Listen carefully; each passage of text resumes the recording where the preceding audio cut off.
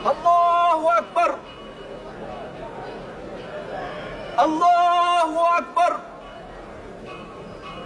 الله أكبر الله أكبر أشهد أن لا إله إلا الله أشهد أن لا إله إلا الله أشهد أن محمد رسول الله أشهد أن محمد رسول الله حي على الصلاة حي على الصلاة حي على الفلاح حي على الفلاح الله أكبر الله أكبر لا إله إلا الله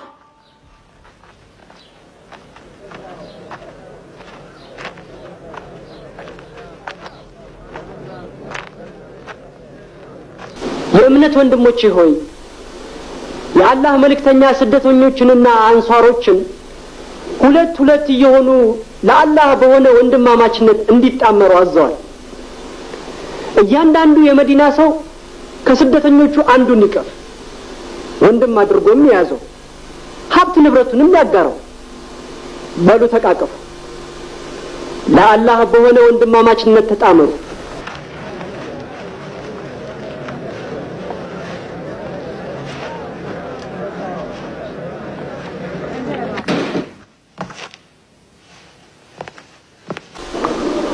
ለአንድ ባሪያ ጋርችን የተመለስኩት እንካይና አንብብ።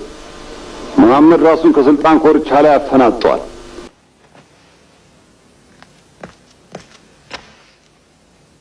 ከእናንተ ዘንድ ያለው የልጄ ሁኔታ እንዴት ነው? ለስግደት የተጠመደ በሬ ሆኖልሃል። ጅና ያቃጥልህም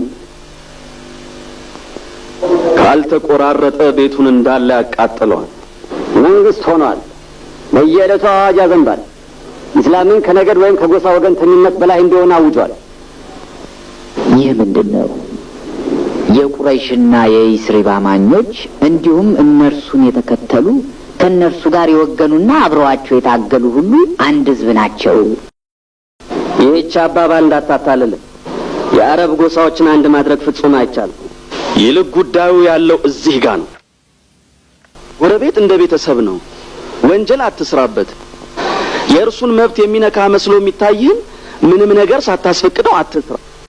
እርሱ የሚለውን ከማድረግ የሚመለሱ አይደሉም። ሙስሊሞችና አይሁዶች እኩል እንደሆኑ ደንግጓል። ስለ እስሪብ አይሁዶች ያሰፈረውን ድንጋጌ አንብብ። አይሁዶችና ሙስሊሞች እምነታቸውን በነጻነት ያራምዳሉ። ገንዘቦቻቸውንና ነፍሶቻቸውም የተጠበቁ ናቸው። በደልና ዝሙት የሚፈጽሙት ሲቀሩ ተመልከት።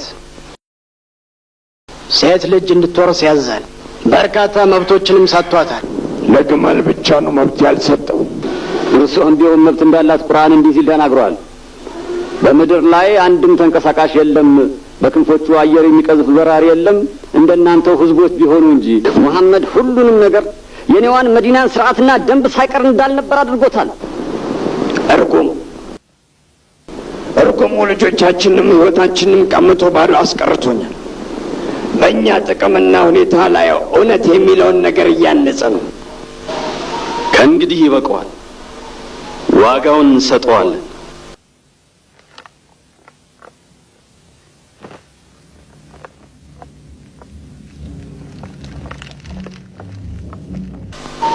ስደተኞች መካ ውስጥ የተዉትን እንወርሳለን። ቤቶቻቸው፣ ንብረቶቻቸው፣ ልጆቻቸው ሳይቀሩ ከእንግዲህ የእኛ ንብረት ናቸው።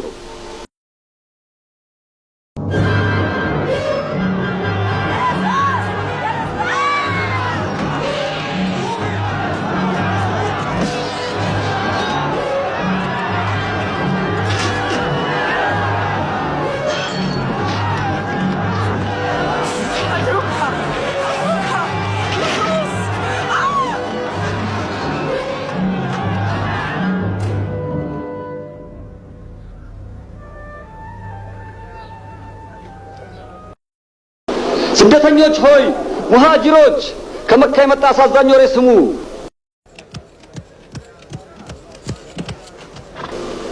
መካ ውስጥ ያላችሁን ንብረት በሙሉ ወርስ